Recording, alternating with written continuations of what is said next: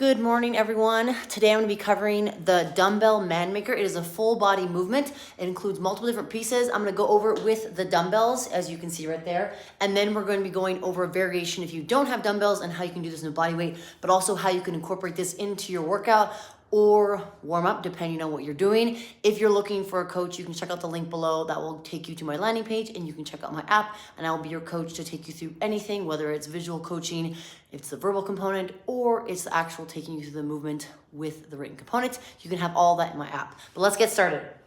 So we're gonna have a set of dumbbells. I'm gonna demonstrate the movement, kind of talk about as I go through it. So you're gonna start with the plank position. You're going to row one arm, row the other arm, perform a push-up, jump your feet to the dumbbells, and then you're going to go into that clean, into a thruster with the dumbbells. Just that easy. Now, we're gonna break up each piece into a part, and I will go over two different ways, either the rows first or the push-up first, depending on how you prefer it. Either way is acceptable, just looking to perform it completely. So with your dumbbells, you're gonna set them up about shoulder width distance apart. This is going to allow you enough space to perform the push-up. Hands will come to the center of the dumbbells. I'm gonna jump my feet back, think of a plank position. I prefer my feet to be outside my shoulders. That's gonna give me a wider base. Think of like a triangle like so versus like so. As I go to row, I'm gonna have to shift my weight to one side to bring the arm up. So a wider base with my legs will help me do that. So in this plank position, feet outside my shoulders, I'm gonna have my dumbbell be pulled to my chest, arms gonna come back behind, so think elbow behind. I row back, then I perform the other dumbbell. Notice that I'm shifting my load to the side. So if I'm breaking this movement down here a little bit, I'm gonna shift, row. That's gonna allow me to move my center of mass to the opposite side so I can be a little more stable on the dumbbell head.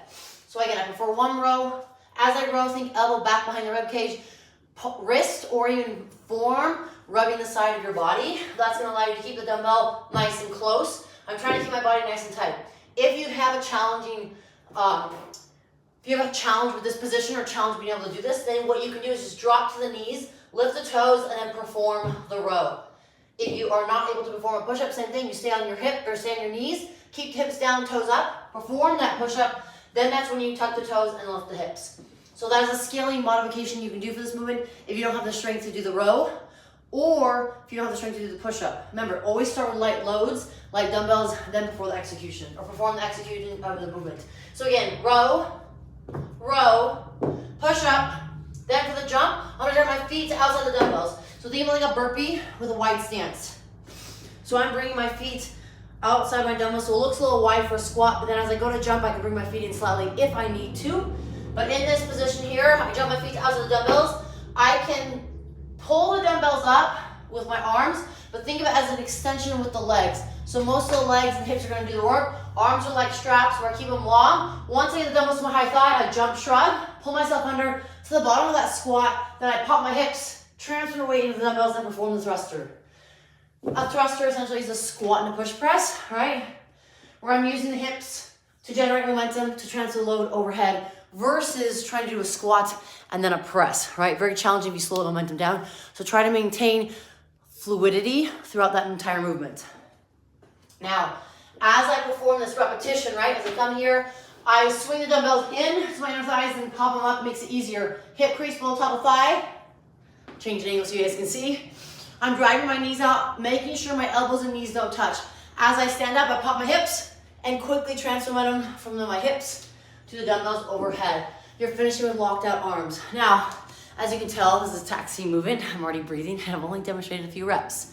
But that is the full movement, looking to get that full body. So you think of it as a row, so you're working your lower back, mid back, as well as your core and legs because you're stabilizing. Push up, so you're pressing, right? You're putting a forward push. Then as you go into that squat clean thruster, you're getting that squat and then a press overhead. So you're pressing forward in front of you and then pressing overhead as well as squatting and bracing. So again, let's do 2 reps so you guys can see the fluidity of this movement. Notice that as I finish the dumbbells, as I come down, watch where I place them back on the floor. You want to think directly underneath the shoulders. That's going to help you row, but then also push up. So row, push up, jump, squat clean into that thruster, back down to the floor, row, push up, jump, then into that thruster again. So obviously I'm demonstrating with light load. I recommend starting nice and light, then you can add weight as need be. The most I've done man makers, I would say, would be 35 pounds in each hand. That's gonna get very spicy very fast. So if you're looking for some recommendations of how to do this, first way, you could do it as on the minute stations. Give yourself 3 stations, as many reps as you can. So 1 minute would be man makers. Second minute could be box step ups. Third minute could be something else, but think of also the movements that you're doing, right? So even though this is a full body movement, you wanna think of doing something maybe different or that would allow you to change it up a little bit. So for example, that man maker gets a squat, gets a press, gets a push, and a pull. So you're almost hitting everything there. Second minute, if you're doing something different, box step ups, whether it's bodyweight or dumbbells, could be another movement. You're stepping up using the flexion of the hip. Another movement after that could be either a cardio piece like a run, a walk. Recommend a run for high intensity, but walking is great no matter what. Then you could do a bike or a rower. So you would essentially do 1 minute stations of each. That's 3 stations of work. Then you'll have 1 minute rest. And then you could do anywhere from 2 to 4 rounds of that for a workout. Another movement for that third station could be dumbbell deadlifts, right? That's another option because you're using a pull, but it's a different type of pull. So that would be an example of a workout. If you're looking for more workouts or you're looking for other additional programs that include man makers, you can check out my link below. That will allow you to check out my landing page, and then you can sign up for my app from there. I have multiple programs: a workout of the day, a strength and tone, which will help you lose fat and build muscle. And then I also have a new home fit program that is out today. It requires no movement whatsoever. I also have some challenge, 28-day challenge and 30-day challenge that you could use as well. So that's some examples of the workout, how you can include it into your training. Let's go over the modification real quickly if you don't have dumbbells. So if you're looking for a bodyweight movement for full body, it's gonna be a very similar movement pattern. We're just gonna take away the dumbbells. So I'm gonna be in this plank position. I'll show it an angle so you guys can see. Remember, feet are outside the shoulders. I'm gonna take my right hand, tap it to my left shoulder. Left hand, tap it to my right shoulder. Then I'm gonna go do my push-up. I'm gonna jump my feet to my hands. Then I'm gonna perform a squat jump. So very similar, we're just taking the dumbbells out. We're just not going overhead with this movement. If you want, you can perform like an air thruster. So you go into the squat and then jump overhead. So it's like a squat jump plus a reach overhead. So again, performing it again, plank, right hand, left shoulder, left hand, right shoulder, push up, jump to the feet, and then jump overhead. So that is also gonna get your heart rate up very fast as I'm already breathing. So again, that is a variation if you do not have dumbbells. I would prefer to do them with dumbbells. I wouldn't do them with kettlebells. If you don't have the dumbbells, you could use the bodyweight version as well. If you liked what you saw, I would love for you to share, leave a comment, or let me know what you'd like to see next time.